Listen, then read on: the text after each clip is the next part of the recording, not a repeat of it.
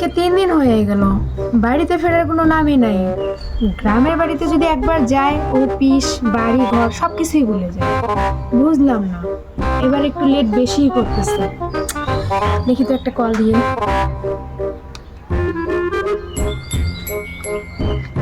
Hello, আসসালামু আলাইকুম। আচ্ছা, আপনি কি বাসার কথা ভুলে গেছেন? বাসায় ফেরার কোনো নাম নেই। ও আচ্ছা, বাবাকে নিয়ে আসতেছেন? তাহলে তো ভালোই হলো। আচ্ছা, দেখে শুনে আসেন কেমন। আচ্ছা, রাখি তাহলে। যাক, উনি যেহেতু বাসায় আসতেছে, তাহলে আজকে ভালো কিছু রান্না করতে হবে। যেহেতু আমার শ্বশুর নতুন আমার বাসায় আসতেছে।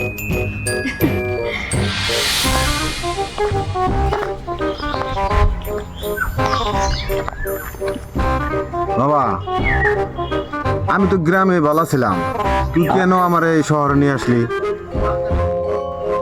তোমারে যে এত করে বলছি বাবা, তোমার দেশে দেখার কেউ নাই। আমি ঢাকায় থাকি, তুমি তো বাড়ি। এখন তুমি যদি এখানে থাকো, তোমার বৌমা আছে, তোমার সেবা যত্ন করতে পারবো। তা আমি তোমার কি খালি খালি নিয়ে আসি? তুমি জিনিসটা বোঝো না কেন? বাবা রে, দেখার মালিক তো হলো আল্লাহ। আমি তো গ্রামে ভালো ছিলাম। চলো তো বাবা, এই কথা অনেক কইছো আর কথা। মাইশা, মাইশা, এই দেখো কারে নিয়ে আইছি, আসো।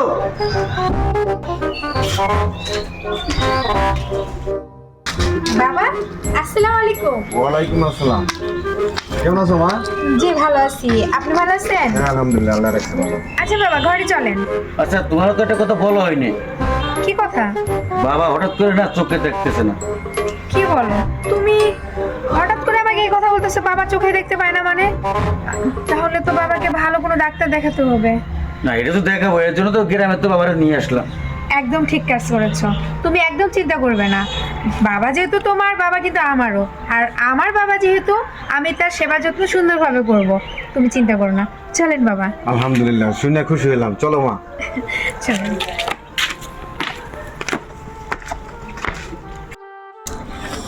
কি যে করি, একটা কাজ করি, ওরে একটা ফোন দিই। হ্যালো, বলো। কোথায় আছো তুমি? এই তো তোমাদের বাড়ির পাশেই। কি, আমাদের বাসার পাশে? হ্যাঁ, তাহলে তুমি আমার সাথে দেখা করছো না কেন? তোমাদের বাড়িতে আসতেছি না কারণ একজন মুরব্বীকে আমি দেখতেছি।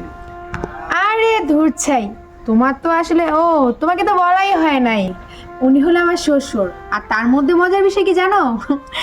তুমি শুনলে অবাক হবা, উনি হলো অন্ধ। আর অন্ধ মানুষের সামনে তুমি যাই করো না কেন, সেটা তো বুঝতেই পারছো। যাই হোক, তুমি আসো, তোমাকে আমার দেখতে মন চাচ্ছে। আচ্ছা ঠিক আছে, আমি কিছুক্ষণ পর আসতেছি। আচ্ছা ঠিক আছে, আমি কিন্তু তোমার অপেক্ষায় থাকলাম। ওকে ঠিক আছে বাবু। আই লাভ ইউ বাবু। I love you too. যাক, মেলা দিন পর তার সাথে দেখা। মেলা দিন পর কি, এই তো সপ্তাহখানেক। আসবে, এখানেই বসে থাকি। ঈশা, কেমন আছো তুমি? তুমি ছাড়া কি আমি ভালো থাকতে পারি বলো? তা তো আমি জানি, আমাকে এক মুহূর্ত না দেখলে তোমার ভালো লাগে না। আজকে অনেক দিন হয়ে গেল, তোমার সাথে দেখাও করতে পারি না। অনেকদিন কথায়, সপ্তাহখানেক হয়েছে। আর আমার শ্বশুর এসেছে, একটু ব্যস্তই ছিলাম আর কি। কবে এসেছে?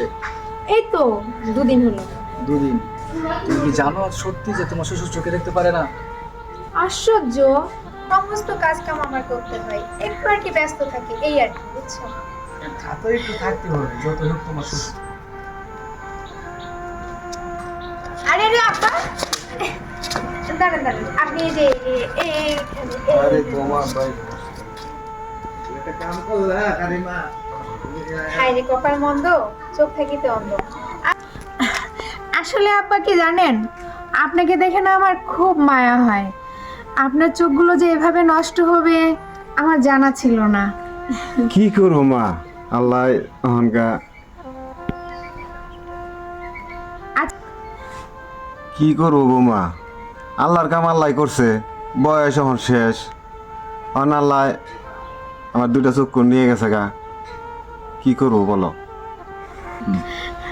ঠিক কথা বলেছেন আব্বা, আপনি কোনো চিন্তা করবেন না।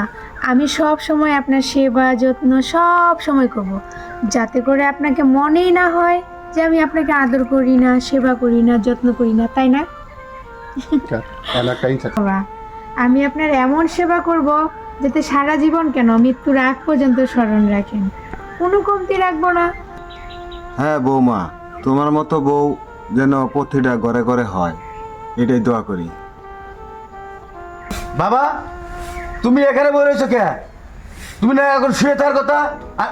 মাইশা, এই ছেলেকে উনি তো আমার ভাই। কি এর ভাই? ভাই মানে? এতক্ষণ তো কেউ কারো কথা শুনলাম না। বাবা, আপনাকে তো বলেছিলাম যে আমার ভাই আসার কথা, আর আমার ভাই এসেছে। আপনি তো চোখে দেখতে পারেন না, তাই বুঝতে পারেন নাই। চুপ করো বৌমা, তোমার রঙ্গনের আমি সবই দেখেছি। মানে? মানে আমি বলতেছি, তোমার এই পাড়া প্রতিবেশী অনেক কথা বলে, আমি কোনো সময় এগুলো বিশ্বাস করি নাই। আজকে আমার বাবা সব দেখতে পারে। আমার বাবাকে আমি অন্ধ সাজে আনছি কে লেগে জানো? তোমার এই সমস্ত কাণ্ডকে আমি নিজের হাতে ধরার জন্যে। দেখো, তোমার মনে হয় কথা ভুল হচ্ছে।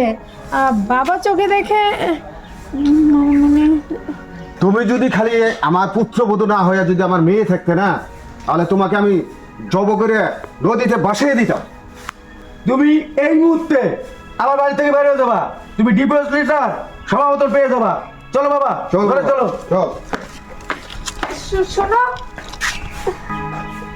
দেখো, তোমার সাথে তো আমার অনেক আগে থেকে রিলেশন। আমাকে যেহেতু আমার স্বামী ডিভোর্স দিয়ে দিবে, তুমি আমাকে বিয়ে করবে তো? তুমি কি করে ভাবলে যে তোমার মতো একটা বিবাহিত মেয়েকে আমি বিয়ে করব? আরে তুমি তো জাস্ট ছিলে আমার ক্ষণিকের সময় কাটানো একটা পাখি। মানে? তোমাকে দিয়ে সময় কাটিয়েছি, জাস্ট মজা নিয়েছি। আর এখন যেহেতু তোমার স্বামী জেনে গেছে, তাহলে তো তোমাকে আমি পাবো না। আর তুমি চাইতেছো আমার কাছে এখন ওনার কাছ থেকে এসে আমাকে গছিয়ে দিতে, তাই না? অসম্ভব। ধুমাইশা, তোমাকে একটা কথা বলি, আজকে তুমি তোমার স্বামীকে ঠকিয়েছো আমাকে পেয়ে, তাই না? দেখা গেছে 2 দিন পর যখন আমার থেকে ভালো কাউকে পাইবে, তখন আমাকে ছেড়ে চলে যাবে, তখন আমাকে মনে রাখবে না। তাই বলি, তোমাদের মতো মেয়েদেরকে নিয়ে জাস্ট কিছু সময় কাটানো যায়, লাইফ পার্টনার কখনো বানানো যায় না। বুঝতে পেরেছ? তাই বলছি, যদি পারো তাহলে আমার থেকে ভালো কাউকে পেয়ে সংসার সাজিও, আর আমাদের মতো ছেলেদের দিকে নজর দিও না। কথাটা মাথায় ঢুকিয়ে রেখো, মাইন্ডেড।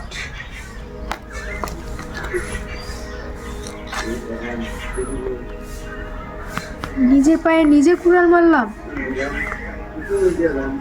যারা স্বামী সংসার করে, আসলে তাদের পরকীয়া করা মানে নিজের সর্বনাশ ডেকে আনা।